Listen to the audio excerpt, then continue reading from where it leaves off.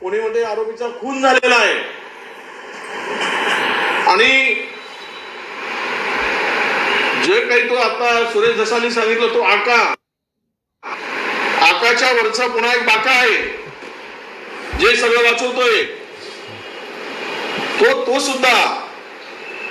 अरे राजकीय राजाश्रय असल्याशिवाय या प्रकरणाला ज्या पद्धतीने हाताळलं जात आहे ती न्यायाची अपेक्षा होऊ शकत नाही, करू शकत नाही. आणि सरकार एवढी बदनामी असून शांतपणे सगळं बघत आहे. मुख्यमंत्री दोन्ही उपमुख्यमंत्री अगदी शांतपणे या प्रकरणाला हाताळते. कुठेही स्पेशल फोर्स लावली, स्पेशल टीम लावल्यात असं आम्ही कधी ऐकलं नाही. प्रॉपर्टी जप्त केली, राहील जप्त, अनधिकृतपणे मिळवलेली प्रॉपर्टी आहे कारण ही चोरच आहे सगळी. यांनी खंडणी वसूल करूनच मिळालेली प्रॉपर्टी आहे, गेली काय राहिली काय तुम्ही आरोपी शोधत नाही. आणि म्हणून माझं म्हणणं आहे सगळ्या माध्यमाच्या माध्यमातून महाराष्ट्राला की कोणी या संदर्भात अनेक घटना झाल्या, बदलापूरच्या घटना झाल्या. काल परवा कालचं एक आपण आता पाहिलं आमच्या कल्याणची घटना. यावर सिरियस सृष्टी काल मला पत्रकार बसली, मी त्यामध्ये बोलणार नाही. प्राजक्ता माळींच्या संदर्भात ते काही झालेलं प्रकरण, ती तक्रार केली, त्याची योग्य चौकशी व्हावी. परंतु महाराष्ट्रामध्ये अशा घटना घडत असताना त्यावेळेस मला कोणी दिसलं नाही, हिलमेन दृष्टीचे कोणी काही यावर प्रतिक्रिया देताना दिसले नाही. आणि आजचा पत्रकार परिषद घेऊन जर विषय डायव्हर्ट होत असेल, कृपा करून आमची विनंती आहे की हे प्रकरण अभिनेत्रीवर झालेला अन्याय त्याला जोडून ह्या विषय कुठेही मागे पडता कामा नये. ते पुढे करून, कारण ही प्रवृत्ती ठेचलीच पाहिजे महाराष्ट्रात, नाहीतर महाराष्ट्राला कोणी वाचवू शकणार नाही. असे जर सांड मोकाटपणे फिरतील, कायदा तोडून खून करून हजारो खून पचवतील, उद्या खुल्या महिलांचं शोषण करतील, खुल्या वसुली करतील.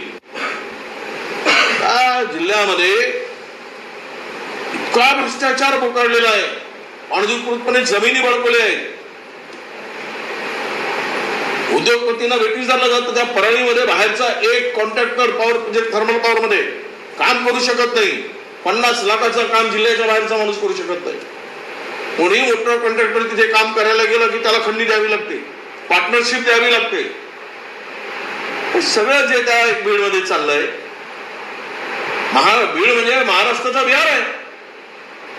आता बिहारला राज्य व्यापलं आहे, तसं बीड पासून राज्य व्यापू नये पुण्याने. याची दक्षता मुख्यमंत्र्यांनी घेतली पाहिजे. आणि तात्काळ तुम्ही सगळं बाजूला करा, कारवाई करा, शोधा. ही माझी स्पष्ट मागणी आहे की सीबीआय इन्क्वायरी करा.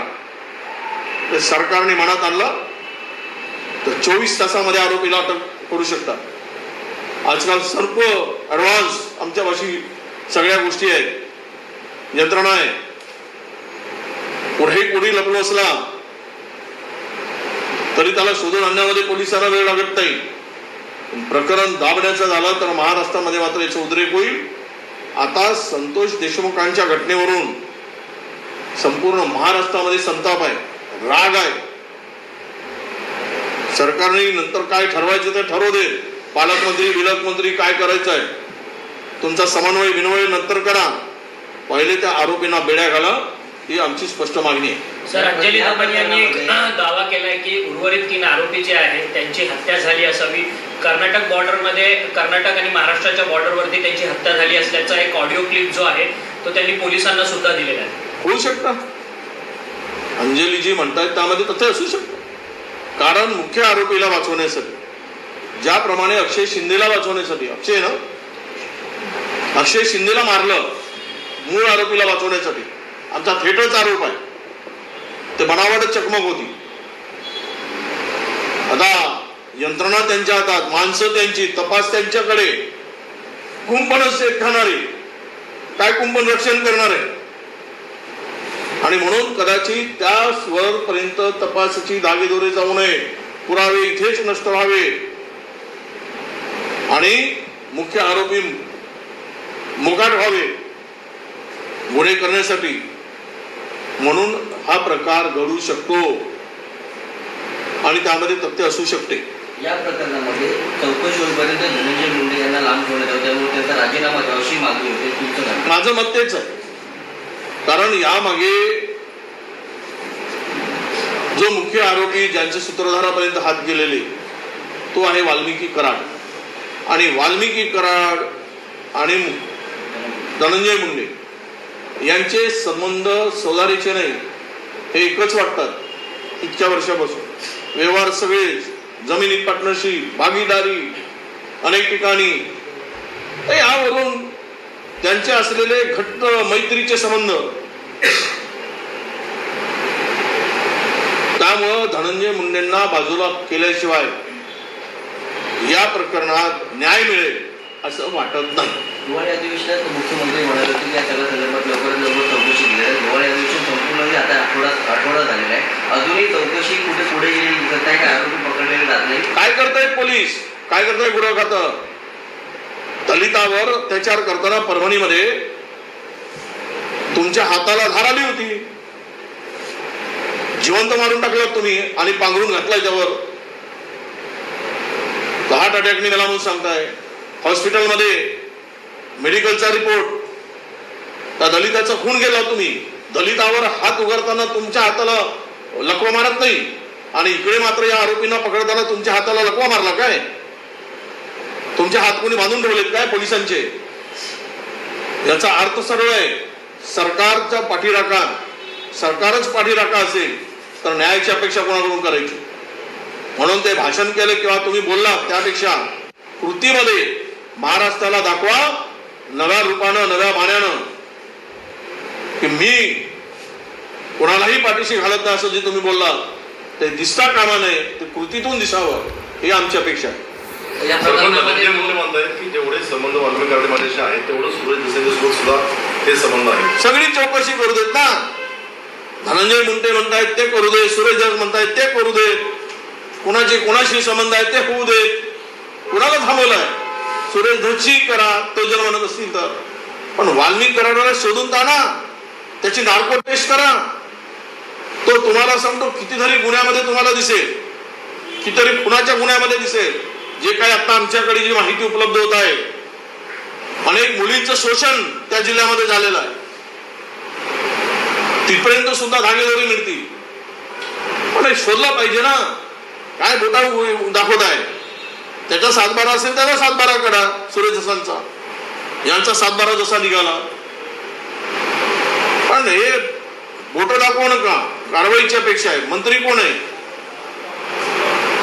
सर, या प्रकरणात 2 मोबाईल सापडले आहे. त्या मोबाईलमध्ये मारहाण करतानाचा व्हिडिओ देखील आल्याची माहिती तिकडे बीडचे सीआयडी त्यांना मिळाली आहे.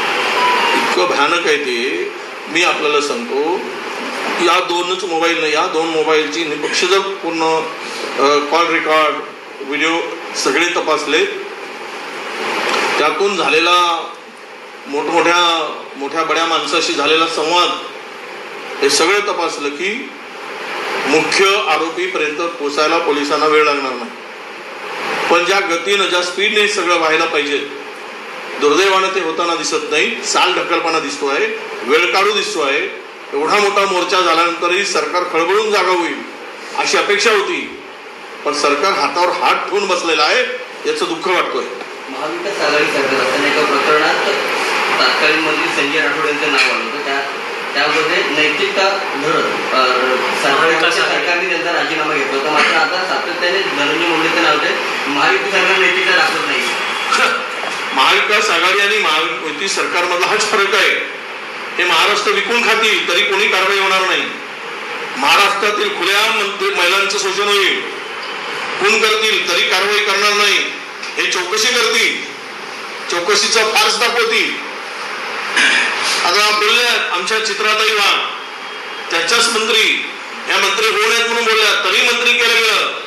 पूजा चव्हाणचा खून हा झाला होता, केला गेला, हे सर्व एव्हिडन्स पूर्ण असताना आम्ही वेळ घालवला नाही, काढून टाकलं आमचं सरकार असताना.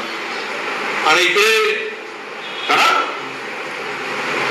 अरे प्रेम करणारे असू दे, प्रेम करून मारा नाही करतात, सोडून नाही देतात.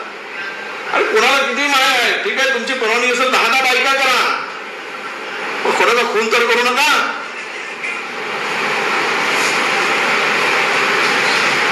सर, मेधा कुलकर्णी यांनी पुण्यामध्ये खरं तर एका भिंतीवरती, सदाशिव पेठेवरती एका भिंतीवरती हिरवा कलरचा रंग मारलेला होता. तिथे जाऊन त्यांनी भगवा कलरचा रंग मारत तिकडे फूल आणि अगरबत्ती लावलेली आहे. या सगळ्याकडे कसं पाहता, कारण की त्या भिंतीच्या बाजूलाच पीरबाबाचा दर्गा होता. असे आता हाताला नाही काम, त्यामुळं लोकांनी यांना मात्र कलर मध्येच दिसतोय ना. हे जे चाललंय ना, रंगावरून लोकांची डोकी बिजीट व्हायची. लोक मरू दे, उपवासी मरू दे, हाताला काम नाही, बेरोजगार मरू दे, यांना रंगाशी झाली नाही. हा देश रंगावरून चालवायचा, रंग में रंग. काय हे जे प्रकार चालले, वेगळा त्यांना आमचं म्हणणं आहे की असल्या याच्यात पडण्यापेक्षा पुण्यामध्ये वाढलेल्या गुन्ह्यांच्याकडे लक्ष द्या. पुण्यामध्ये जे काय आता क्राईम वाढलेला आहे त्याच्यावर लक्ष द्या, त्यावर रंग मारा, कोणता मारता येतो, तो कुठल्याही जातीचा असू दे, धर्माचा असू दे. पण वा, नवीन प्रकार आम्हाला एकेकांचा उपदय दिसतोय. धन्य तुमची लीला प्रभू, असेच करत राहा. हिरवा मिरवा भगवा मारा. कसे बदलू शकणारे उद्धारी वाढत, कसे बदलू शकणारे उद्धारी वाढत चालली, धर्माधर्मातली जातीत विधारी वाढत आहेत. यांना 2 धर्मामध्ये ते करणार म्हणून भारत पाकिस्तान, हिंदू मुस्लिम बद्दल मंदिर मस्जिद, हिरवा विरुद्ध भगवा, हे करूनच तरुणांना बेवकूफ बनवायचं आहे. देशामध्ये बेरोजगारी वाढली, महागाई वाढली, त्यावर यांचं लक्ष नाही. आणि मूळ विषयापासून बाजूला नेण्यासाठी हे उपद्रवी धंदे करणं सत्ताधाऱ्यांनी बंद करावे, अशी माझी त्यांना विनंती आहे. धन्यवाद. संक्षेप में बताइए कि भीड़ मामले में सरपंच की हत्या हुई, अब 18-19 दिन बीत गए, क्या आपकी मांग है आरोपी को लेकर, और क्या धनंजय मुंडे को? सरकार ने अभी सेशन हुआ था नागपुर के अंदर में, सरकार ने स्पष्ट रूप से कहा था कि हम छोड़ेंगे नहीं, किसी को भी छोड़ेंगे नहीं, मगर हम पकड़ेंगे भी नहीं. हम छोड़ेंगे भी नहीं और हम पकड़ेंगे भी नहीं, हम कारवाई भी नहीं करेंगे, असं सरकारला म्हणायचं का. ज्या कुणाचा गुन्हा जो घडला त्यामध्ये तुम्हाला हिंदीत पाहिजे. अभी जो सेशन हुआ था उस सेशन में सरकार ने यही कहा था, हम किसी को छोड़ेंगे नहीं, हम कार्रवाई सबके ऊपर कार्रवाई करेंगे.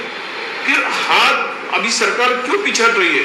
अभी तक 3 आरोपी जो फरार थे वो भी नहीं मिल रहे. इनका मेन जो सस्पेक्ट मेन आरोपी है उसके ऊपर कोई कार्रवाई नहीं हो रही.